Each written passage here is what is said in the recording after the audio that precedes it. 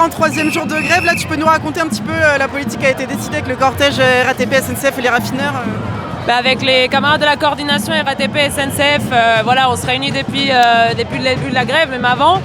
Et là, on a dit faut qu'on fasse envoie un message fort aujourd'hui, qu'on montre que le public et le privé, on est ensemble. Donc on a sollicité les raffineurs qu'on était partis voir avec une soixantaine de grévistes il y a plusieurs jours, plusieurs semaines même. On les a sollicités, on est resté en contact. Et on les a sollicités pour venir faire la manifestation, le cortège en tête de manif RATP, SNCF, raffineurs pour justement envoyer un message. C'est les secteurs qui sont un peu la pointe de ce mouvement, les secteurs stratégiques qui sont qui jouent un rôle quand même dans le blocage de l'économie. Et c'était pour nous très symbolique et très important, très fort politiquement de montrer cette unité, cette fraternité entre des secteurs du public et du privé qui aujourd'hui se battent ensemble pour le retrait de cette réforme. Et là, vous avez été à une AG ce matin ?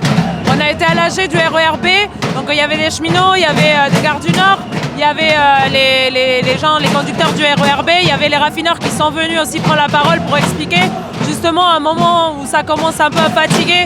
Du côté de la RATP, ils ont été la pointe avancée indéniable de ce mouvement depuis le début et montrer qu'ils ne sont pas seuls, qu'il y a aussi les raffineurs qui sont dans la bataille, même si le gouvernement il s'organise pour qu'il n'y ait pas de pénurie d'essence.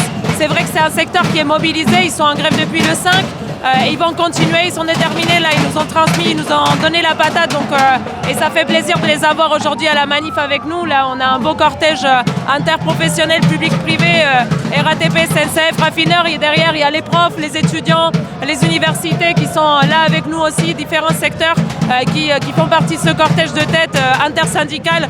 Donc pour nous c'était important de frapper tous ensemble aujourd'hui.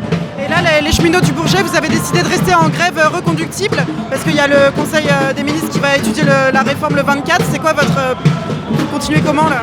Là, on a voté la reconduction justement jusqu'au 24. On a décidé de taper fort cette semaine. On sait que c'est difficile. Nous, on a mis en place une caisse de grève pour pouvoir tenir. Mais il est hors de question qu'on repart chez nous sans rien avoir obtenu aujourd'hui après 43 jours de grève. Donc pour nous, on va continuer, on va s'en donner les moyens. On va tout faire pour que les copains ils puissent tenir. Ceux qui sont en difficulté, on va les aider avec la caisse de grève. Et on sera là jusqu'au retrait de toute façon. Et donc tu encourages les autres secteurs à rester en grève reconductible, pas seulement suivre les journées d'action ? Oui, c'est important. Là où on a fait le test de la grève perlée en 2018 avec la SNCF et on a perdu. Donc nous, on est près du bout du tunnel. Donc il ne faut pas lâcher maintenant, il faut continuer en grève reconductible, en grève illimitée jusqu'au retrait de la réforme. En tout cas, la semaine prochaine, c'est une semaine décisive, donc il ne faut pas lâcher maintenant, quoi. Super, merci, force à vous. Ça va mieux, toi ?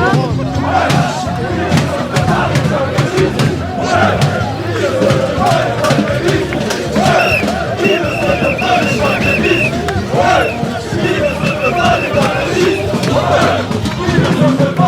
le